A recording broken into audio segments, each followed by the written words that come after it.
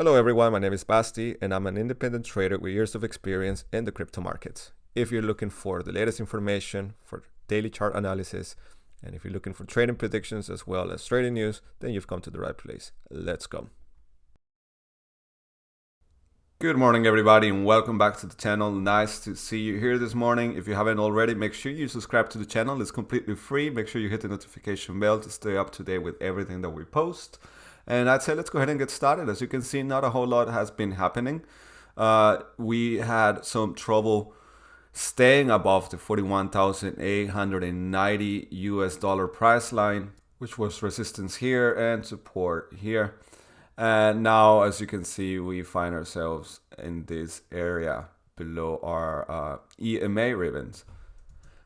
And this is something I mentioned already, for example, in my video yesterday, that these lines were going to be a very strong resistance for the price of Bitcoin. And in fact, that's what they are. So now if we even zoom in a little bit closer and look at our 1 hour chart, here we can see that we try to, once again, go over the EMA lines, but immediately the price got pushed down, and then even more at around 2 in the morning, local European time here in Germany. And that is when, of course, the Asian markets open. That's exactly when we saw this drop.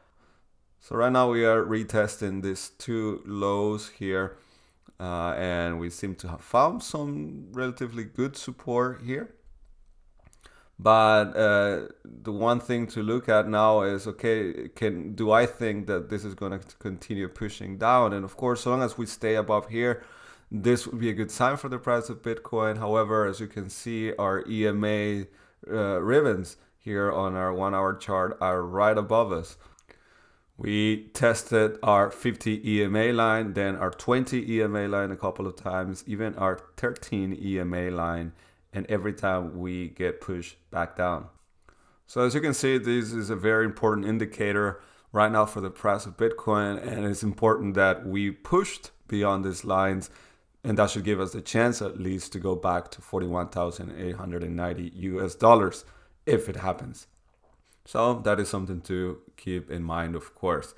Now, if we go over to the daily chart, here we can see that we still find ourselves inside this massive consolidation phase, one similar to this one here on the left that started in May and it went all the way through July of last year. And that could be very well the case for us right now, that we're going to be moving sideways for a couple of months before we see any decisive move towards the up or downside. So long as we don't take out the 45,500 US dollars or take out these two lows here, then we're probably going to be staying here up and down until just about 2nd or 3rd of April at the very least. And that just might be the time we finally get the chance to leave this downtrend line here and continue the move towards the upside.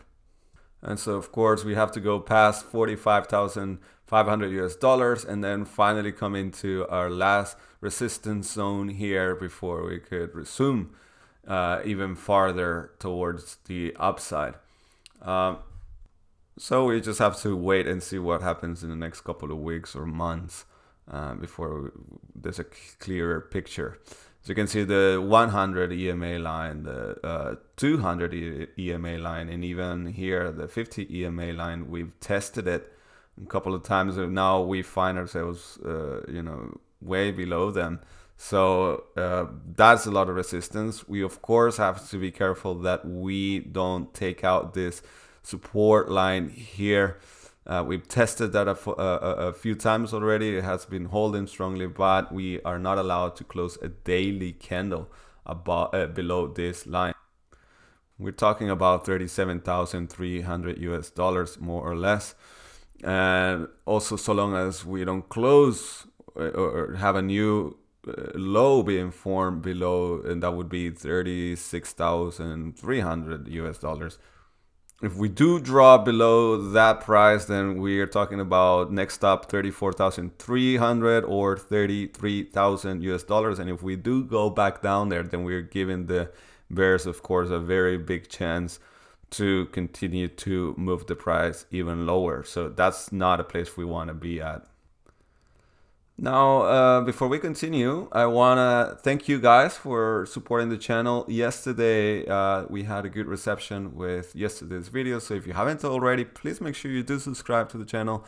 You hit the notification bell and you can support the free content that we're putting out every day that way. So thank you so much for watching our videos, for sharing our videos, and of course for liking our videos.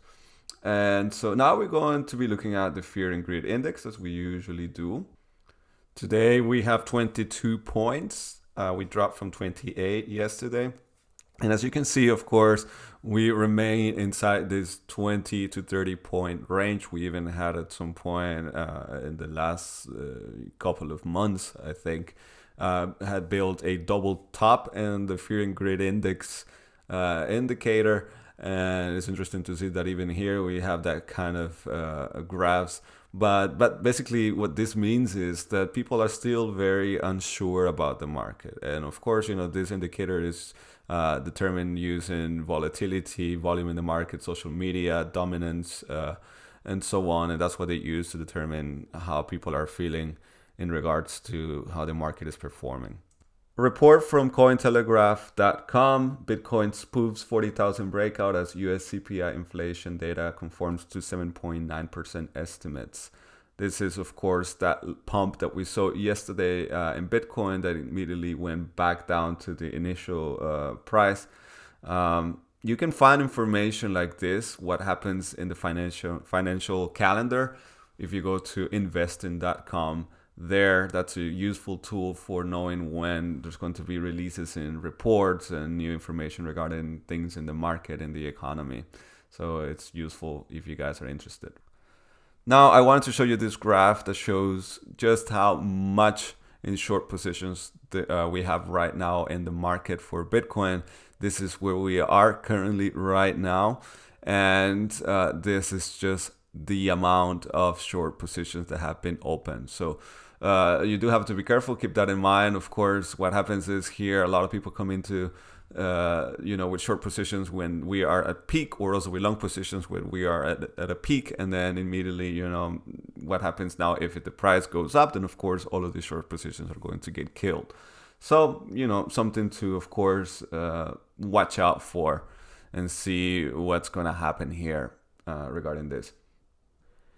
Before we went to bed here in Europe last night, Well Alert in Twitter was reporting that we had, for example, here at the top, 9,868 Bitcoins that were transferred from Coinbase to a personal wallet. Also, right below, another big transaction of 9,901 Bitcoin into a personal wallet, and right below, again, 9,843 Bitcoin also into a personal wallet. What that means, of course, this is a good sign, at least in the short term, and of course, as well in the long term for Bitcoin, that these big players, the so-called whales, are transferring their Bitcoin into their own personal wallets because they foresee that the price is going to continue to climb eventually. And so I'd be interested to hear from you guys in the comments. What do you think, if we're going to go back down to 30,000 again, or below 30,000, or if we are going to manage to stay above that for a couple of days or weeks before then, of course, the price of Bitcoin continues to go up and resume the uptrend that we've been seeing in the last couple of years.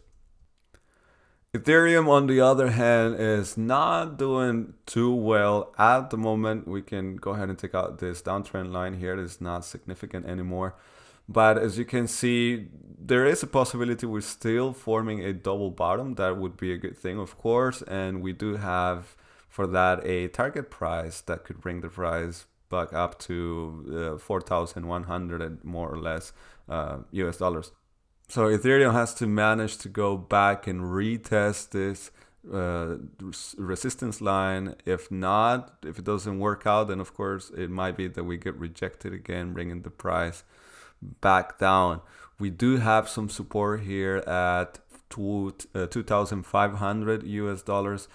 So that, of course, is important that remains the case, that is going to be support. If we manage to break lower than that, then we're looking at 2,395 US dollars.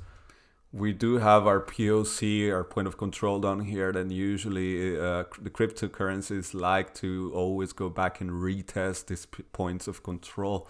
So the possibility that we do that is, of course, there. However, we still have a chance that we don't build a lower low. In fact, we might be building what is a big symmetrical triangle. However, I personally don't go by that because, of course, right now, all of these patterns are almost meaningless, for one. And then two, there's a lot of empty space here for this to be a solid pattern. One possibility that's a bit closer to reality is that we have a descending triangle here. And if that is the case, then we can say that the technical price for that, let's go ahead and measure that, would be, who would have thought 2 years ago or a year ago it would be right below $2,000. So that's all for today. Thank you so much for watching. Make sure you like and share the video and subscribe to the channel. Thank you again. Stay healthy. My name is Basti. Bye bye.